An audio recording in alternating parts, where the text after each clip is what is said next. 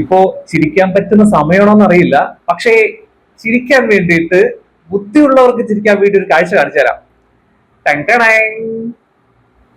ആ അത് തന്നെ, ബി സംസ്ഥാന അധ്യക്ഷൻ ശ്രീ രാജീവ് ചന്ദ്രശേഖര അണ്ണൻ ഇന്നൊരു പ്രസ്താവന ഇറക്കിയിട്ട് അദ്ദേഹം ഫേസ്ബുക്ക് പോസ്റ്റിലൂടെ ഒരു ഒരു സംഭവം പോസ്റ്റ് ചെയ്തിട്ടുണ്ട്. എന്താണെന്നറിയാമോ? നോക്കിക്കേ, മിൽമ പാലിന് 4 രൂപ കൂട്ടി അത് കുറയ്ക്കണം.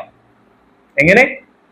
മിൽമ പാലിന് 4 രൂപ കൂട്ടി അത് ഉടൻ കുറയ്ക്കണം, ആ കൂട്ടൽ പിൻവലിക്കണമെന്ന് ആവശ്യപ്പെട്ടുകൊണ്ട് അദ്ദേഹം പ്രതികരിച്ചിരിക്കുന്ന ഒരു പോസ്റ്റാണ്.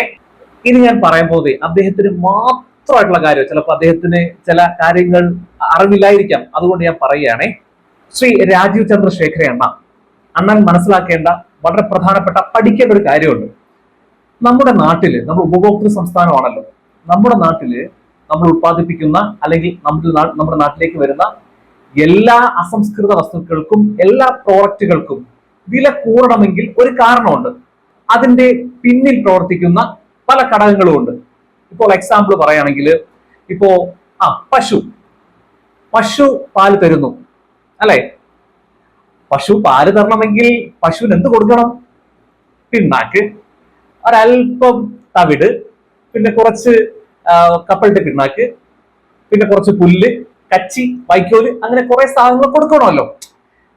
അതിന് വിശക്കുമ്പോ അത് കഴിക്കുമല്ലോ, അത് കഴിച്ചിട്ടാണല്ലോ അത് പാല് നമുക്ക് തരുന്നത്, സോറി പാല് കറന്നെടുക്കുന്നത്. അങ്ങനെ അത് ആ പിണ്ണാക്കും മറ്റേ വൈക്കോലൊക്കെ കൊടുക്കണമെങ്കിൽ എന്ത് വേണം? നമ്മുടെ നാട്ടിൽ അതെത്തണമെങ്കിൽ എന്ത് വേണം? അതിന്റെ പിന്നിൽ പ്രവർത്തിക്കുന്ന കമ്പനികൾ, അതുപോലെ വാഹനങ്ങൾ ഒക്കെ ആണല്ലോ. അപ്പോ അതിലൊക്കെ എന്താണ് ഇന്ധനമായി ഒഴിക്കേണ്ടത്? പെട്രോൾ, ഡീസൽ, അതുപോലെ ഈ പിണ്ണാക്കുണ്ടാക്കുന്ന ഫാക്ടറികളിലുള്ള അസംസ്കൃത വസ്തുക്കളുടെ പിന്നിലുള്ള കാര്യങ്ങൾ ഒക്കെ.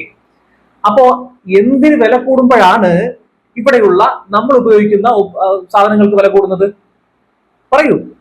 അത് തന്നെയാണ്, പെട്രോളിന് വില കൂടുമ്പോ, ഡീസലിന് വില കൂടുമ്പോ സ്വാഭാവികമായിട്ടും ഈ പശുവിന് കൊടുക്കേണ്ട തേങ്ങാ പിണ്ണാക്കിനും വില കൂടില്ലേ?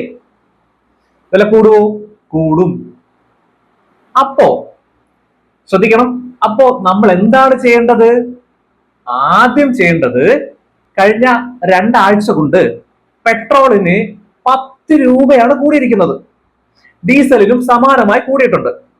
ക്രൂഡ് ഓയിൽ, അതായത് പെട്രോളിന്റെയൊക്കെ ബേസിക് സാധനം, ക്രൂഡ് ഓയില് ഇപ്പോ നിലവിലെ വില അനുസരിച്ച് $96-97 ബാരലിന്റെ വില. അത്രയും വില കുറഞ്ഞ് കിടക്കുമ്പോ ഈ എണ്ണയ്ക്ക് ഇങ്ങനെ വില കൂട്ടിക്കൊണ്ട് എണ്ണയ്ക്ക് വില കൂട്ടി നിങ്ങൾ മേടിക്കുമ്പോ ആ മേടിക്കലിന്റെ ബാക്കി വരുന്ന കാര്യങ്ങൾ അനുഭവിക്കേണ്ടിരുന്നത് ഇവിടുത്തെ പൊതുജനമാണ്. അങ്ങനെ മനസ്സിലാവുന്നുണ്ടോ? ഒന്നുകൂടെ പറഞ്ഞുതരാം. പെട്രോളിന് വില കൂടിയാൽ തേങ്ങാ പിണ്ണാക്കിന് വില കൂടും. തേങ്ങാ പിണ്ണാക്കിന് വില കൂടിയാൽ എന്ത് ചെയ്യും? കർഷകർ അത്രയും പൈസ വേണം അത് മേടിക്കാനായിട്ട്. അപ്പൊ എന്ത് ചെയ്യും? അവർക്ക് പാലിന്റെ വില കൂട്ടേണ്ടി വരും. അതായത് സൊസൈറ്റികളിൽ കൊടുക്കുന്ന പാലിന്റെ വില കൂട്ടേണ്ടി, അല്ല അവർക്ക് പശു പണം കൊടുക്കൂ? ഇല്ലല്ലോ, ഡയറക്റ്റ് പശു പാലല്ലേ കൊടുക്കുന്നേ. അപ്പൊ പശുവിന് പിണ്ണാക്ക് കൊടുത്താലേ പശു പാല് തരത്തുള്ളൂ. അങ്ങനെ ആവുമ്പോ ഈ 10,000-കണക്കിന് വരുന്ന കേരളത്തിലെ കർഷകർ നഷ്ടത്തിലാണ്, അവർക്ക് ജീവിതമാർഗം മുട്ടിയ അവസ്ഥയിലാണ് നിൽക്കുന്നത്. അവരെ സഹായിക്കാനായിട്ടാണ് പാലിന് വില കൂട്ടിയത്. പാലിനും മറ്റു സാധനങ്ങൾക്കൊക്കെ നമുക്ക് വില കുറയ്ക്കാം. അത് നിങ്ങൾ വിചാരിക്കണം, അതായത് ശ്രീ നരേന്ദ്രമോദി വിചാരിക്കണം.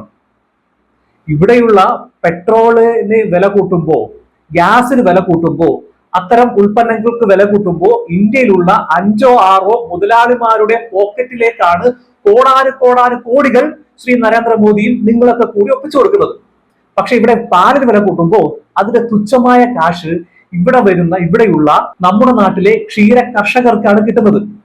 അവര് കോടികൾ ഉണ്ടാക്കാനല്ലെണ്ണ, മനസ്സിലായ? അവർക്ക് കോടികൾ ഉണ്ടാക്കണ്ട. നിങ്ങൾ പെട്രോള് വില കൂട്ടി നിങ്ങളെ മുതലാളിമാർക്ക് കോടികൾ ഉണ്ടാക്കി കൊടുക്കുന്നത് പോലെ ഇവിടെയുള്ള കർഷകർക്ക് കോടികൾ ഉണ്ടാക്കണ്ട, ജീവിച്ചാൽ മതി അവർക്ക്.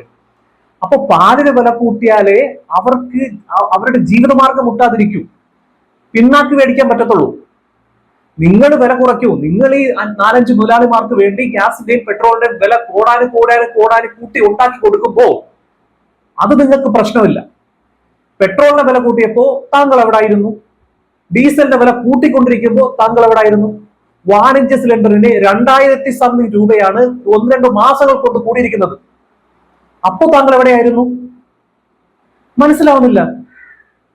നമ്മുടെ കേരളത്തിലാണ് ജീവിക്കുന്നത്. ബുദ്ധിയുള്ള ആളുകളുള്ള, ചിന്തിക്കുന്ന ആളുകളുള്ള കേരളത്തിലാണ് നമ്മൾ ജീവിക്കുന്നത്. ചോദിക്കും. ശ്രീ രാജീവ് ചന്ദ്രശേഖർ താങ്കളോട് ചോദിക്കുകയാണ്, ഡീസലിന് വില കൂട്ടിയപ്പോ, പെട്രോളിന് വില കൂട്ടിയപ്പോ, ഗ്യാസിന് വില കൂട്ടിയപ്പോ താങ്കൾ മിണ്ടാത്ത എന്താണ്? അതല്ലേ ഡയറക്റ്റ് ജനങ്ങളെ ബാധിക്കുന്നത്?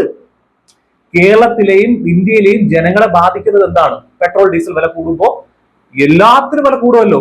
അവിടെയല്ലേ താങ്കൾ ചോദ്യം ചെയ്യേണ്ടത്? അവിടെയല്ലേ പ്രതികരിക്കേണ്ടത്? അവിടെ താങ്കൾ എന്തുകൊണ്ട് മിണ്ടാതിരിക്കുന്നു? വളരെ പ്രസക്തമായ BJP-ക്കാർ പോലും താങ്കളോട് ചോദിക്കുന്ന ചോദ്യമാണ്. എന്തുകൊണ്ട് മിണ്ടാതിരിക്കുന്നു? ഇവിടുത്തെ ക്ഷീര കർഷകർക്ക് വേണ്ടി 4 രൂപ മിൽമപ്പാലിന് കൂട്ടിയപ്പോൾ താങ്കൾ പ്രതികരിക്കുന്നു. 1000കണക്കിന് രൂപ ഗ്യാസിന് കൂട്ടിയപ്പോൾ താങ്കൾ പ്രതികരിച്ചില്ല. അതിന്റെ ലോജിക്ക് മനസ്സിലാവുന്നില്ല. താങ്കൾക്കോ പാലിന് വില കുറയ്ക്കണമെങ്കിൽ താങ്കളുടെ പാർട്ടി വിചാരിക്കണം, BJP ഗവൺമെന്റ് വിചാരിക്കണം, പെട്രോളിന് വില കുറയ്ക്കും.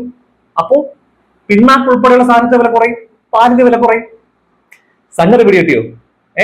ഇനിയെങ്കിലും ഇത്തരം കാര്യങ്ങൾ പറയുമ്പോൾ ഒന്ന് ആലോചിക്കുക. ലോജിക്കായിട്ട് പറയൂ. നിങ്ങളെ വിചാരിച്ചാൽ പെട്രോളിന് വില കുറയ്ക്കാൻ പറ്റും BJP ഗവൺമെന്റ്. പക്ഷെ നിങ്ങൾ കുറയ്ക്കാത്ത എന്താണ്? 4-5 മുതലാളിമാർക്ക് വേണ്ടി അല്ലേ? ഇവിടെയുള്ള നിങ്ങൾക്ക് വലുത് ഇന്ത്യയിലെ 140 കോടി ജനങ്ങളാണോ, അതോ ഇവിടെയുള്ള 4-5 അദ്വാനി അംബാനി പോലുള്ള 4-5 മുതലാളിമാരാണോ? ആണോ? എന്തായാലും ശ്രീ രാജീവ് ചന്ദ്രശേഖർ താങ്കളോട് പറയുകയാണ്, ഇത്തരത്തിലുള്ള കാര്യങ്ങൾ പറയുമ്പോൾ കുറച്ചുകൂടി ആധികാരികമായി സംസാരിക്കാൻ ശ്രമിക്കുക. ഇല്ലെങ്കിൽ ഇത്തരത്തിലുള്ള ചോദ്യങ്ങൾ ഉണ്ടായിക്കൊണ്ടേയിരിക്കും. മനസ്സിലായോ?